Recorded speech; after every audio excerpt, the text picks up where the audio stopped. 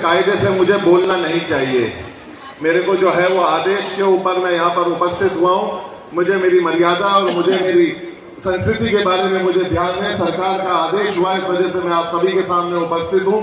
मैं ये कहना चाहता हूँ कि हमारे ग्रंथों ने, हमारे सारे संस्कारों ने हम लोगों को ये सिखाया है कि भगवान भी अगर साक्षात हमारे सामने अगर उपस्थित हो, हमारे माता पिता भी अगर हमारे सामने साक्षात उपस्थित हो और हमारे गुरुजन भी अगर हमारे साक्षात जो है वो उपस्थित हो, तो निसंकोच सबसे पहले ये सर जो है वो जाकर जो है हमारे गुरुजनों के चरणों में जाकर झुकता है।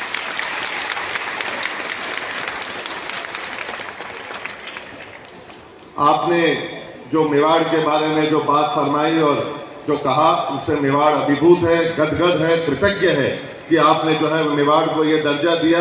मेवाड़ के बारे में यहाँ पर जो लोग उपस्थित है, गुरु जी के आशीर्वाद से और गुरु जी के आज्ञा से मैं एक बात जरूर आप लोगों को कहना चाहता हूँ। अक्सर जो है वो राजाओं की जो है वो चर्चा की जाती है, उस परंपरा की चर्चा की जाती है। आज मैं आप लोगों को इससे बेहतर मंच और आशीर्वाद से जो है वो मैं कहना चाहता हूँ कि मेवाड़ में जो है 1500 साल का इतिहास रहा है मेवाड़ का, और मेवाड़ जो है वो शिव के आराधक रहे हैं। वर्तमान में मेरे पिताश्री 76वीं पीढ़ी है, जो विश्व की सबसे लंबी पीढ़ी चलती हुई आ रही है इस पूरी दुनिया के ऊपर। तब मैं इस बात को बड़े जिम्मेदारी से कहना चाहता हूँ, तब मैं इस बात को आप लोगों के समक्ष रखना चाहता हूँ कि मेवाड़ में जो है वो राज परंपरा के अंदर कभी भी विश्वास नहीं रखा। अगर राजा कभी किसी को अगर मेवाड़ में अगर माना है तो भोलेनाथ को माना है, शिव जी को माना है, एकलिंग जी को माना है। तब मैं इस बात को कहता हूं कि सत्य को सम्मानित करने की ये गाथा कभी मंद नहीं होगी। सत्य को सम्मानित करने की ये गाथा कभी मंद नहीं होगी। ये एकलिंग की ज्वाला है, मुट्ठी में बंद नहीं होगी।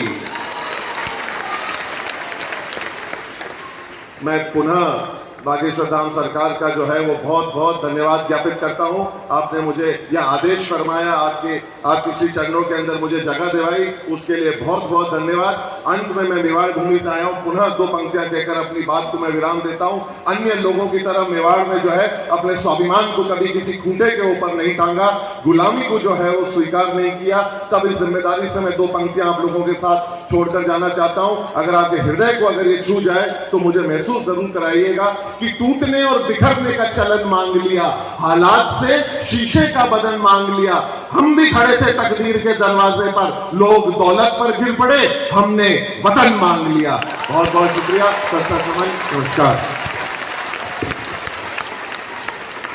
इतनी